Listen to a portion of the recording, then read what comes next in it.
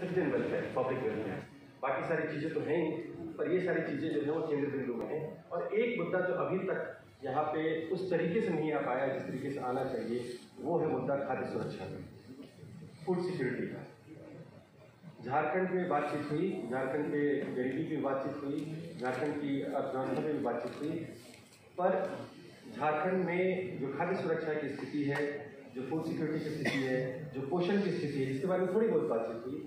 उस मुद्दे पर मुझे लगता है और भी गंभीरता से बात करना जरूरी है, इसलिए क्योंकि ये समस्या जो है वो झारखंड के कॉन्टेक्स्ट में काफ़ी गंभीर स्थिति ले चुकी है। और इस मुद्दे पे भी मैं उन सारे से जो मोटी मोटी बातें हैं, उन मोटी बातों के अलावा मैं सिर्फ उन्हीं चीज़ों पे ध्यान आकर्षित करना चाहता हूँ जो ऑलरेडी झारखंड सरकार चला रही है या केंद्र सरकार के स्कीम्स के अनुसार से चलाई जा रही है। कैसे राज्य सरकार जो है अपने छोटे से बजट से उनको एक स्ट्रेंथन कर सकती है, उनको जो है और ज़्यादा मजबूत कर सकती है।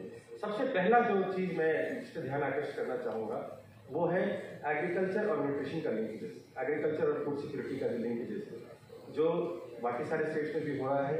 एक तरीके से जिससे हम कहें डिसेंट्रलाइज प्रोक्योरमेंट की बात जो होती है, झारखंड बिल्कुल सही तरीके से डिसेंट्रलाइज प्रोक्योरमेंट की स्कीम को कर सकता है, बहुत सारे क्रॉप्स में कर सकता है, मेन सीरियल्स में तो कर ही सकता है, पर उसके अलावा जो दलहन और तिलहन है उनमें भी कर सकता है।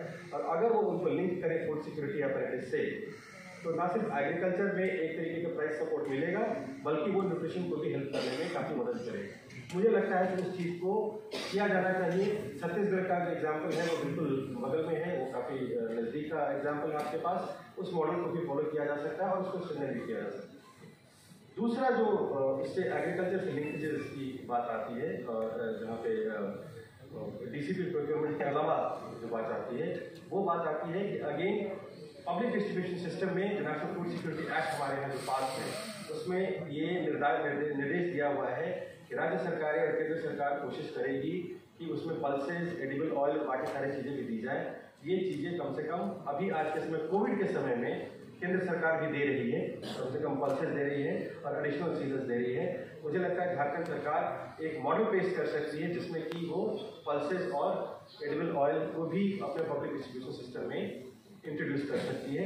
एडिशनल कॉस्ट इसका बहुत ज़्यादा आने की संभावना नहीं है, क्योंकि ऑलरेडी एनएफएसए में जो कवरेज है झारखंड का 80% से ऊपर है, तो आपका जो एडिशनल कवरेज है विद सेल्फ सिलेक्शन एक्सपेक्टेड बहुत ही कम होने की उम्मीद है।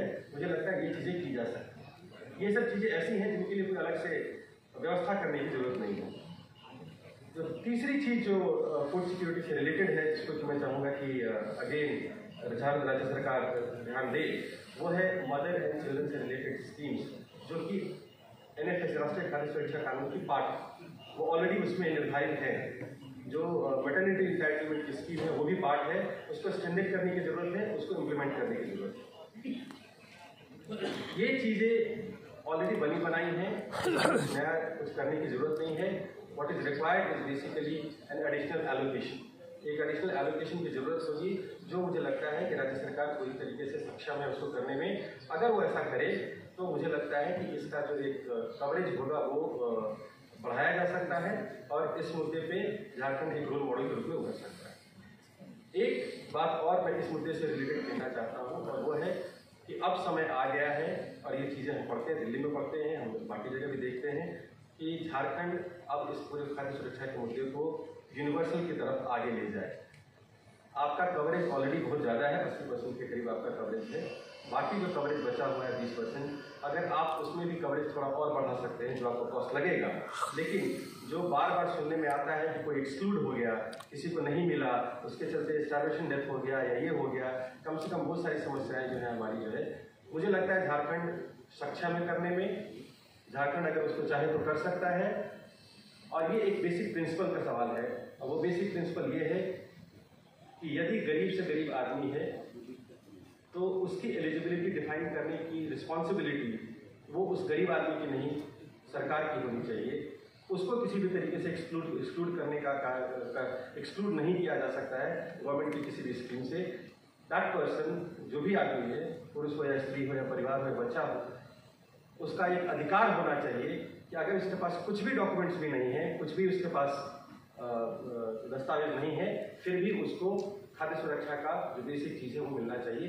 एटलीस्ट उस लेवल पे एक यूनिवर्सल स्टेप के बारे में कोशिश की जानी चाहिए। जैसा उड़ीसा ने किया है, ऐसा तमिलनाडु ने किया है, और मुझे लगता है झारखंड सक्षम है इस चीज़ को आगे करने में। ये एक मुझे लगता है इस पर बहुत ज़्यादा बातचीत नहीं हुई, पर ये चीज़ जो है वो अति आवश्यक है। खास करके पिछले 2 साल में जो कोविड को लेकर एक तरीके से लोगों को खाद्य सुरक्षा पे एक आघात हुआ है। कई सारे लोगों में न्यूट्रिशन को लेकर जो सर्वेज हुए हैं, प्राइवेट सर्वेज हुए हैं, ये बिल्कुल दिखा है कि जो तथाकथित अच्छे राज्य हैं वहाँ भी जो है वो लोगों की स्थिति खाद्य सुरक्षा के मामले में बुरी हुई है, क्योंकि स्कूल काम नहीं किए, आंगनबाड़ी काम नहीं किए, BDS का व्यवस्था काम किया, लेकिन फिर भी लोगों को राशन मिला नहीं है। मुझे लगता है कि उसमें एक रोल मॉडल झारखंड बन सकता है। दूसरी चीज़ मैं कहना चाहता हूँ वो है कि, और इसकी बातचीत हुई, गैर बराबरी की बातचीत हुई, इनइक्वालिटी की बातचीत हुई, और ये सिर्फ झारखंड की बात नहीं है, पूरे देश के बारे में ये बात लागू है। पर इन सब से जुड़ी हुई जो सबसे बड़ी चीज़ है, अगर गैर बराबरी और इनइक्वालिटी को अटैक करना है किसी राज्य सरकार को, तो उसका एक और एकमात्र तरीका होता है एम्प्लॉयमेंट जनरेशन। लोगों को अगर आप एम्प्लॉयमेंट में पार्टिसिपेट कराएंगे तभी जो है वो हो सकता है। और उसके लिए 2 चीज़ें अगेन मैं कहना चाहता हूँ। तो ने पहले काफ़ी सारी डिटेल चीज़ें एम्प्लॉयमेंट के बारे में बता दी, लेकिन मैं उनमें नहीं जाना चाहता हूँ। उनको फुल्ली इंडोर्स करते हुए ये कहना चाहता हूँ कि 2 चीज़ें अति आवश्यक हैं। पहली चीज़ ये है कि एज ए गवर्नमेंट, एक सरकार के रूप में एक सरकार की जिम्मेवारी होती है कि यदि मजदूर मजदूरी कर रहा है तो उसको सरकार के तंत्र से कम न्यूनतम मजदूरी मिलनी चाहिए। और ये मैं इस मामले में रेज कर रहा हूँ कि आज के दिन में जो नरेगा का जो न्यूनतम वेज है, जो वेज सरकारें देती हैं, वो झारखंड में भी कई जगह प्राइवेट मार्केट वेजेस से कम है। मुझे लगता है कि नरेगा का वेज में राज्य सरकार अगर टॉपअप दे सकती है, अगर टॉपअप कर सकती है, तो वो एक रोल मॉडल होगा। और ना ही रोल मॉडल होगा बाकी सारे राज्यों के लिए, बल्कि केंद्र सरकार के ऊपर भी एक जिम्मेवारी होगी कि वो इस वेज को मैच करे और इस वेज को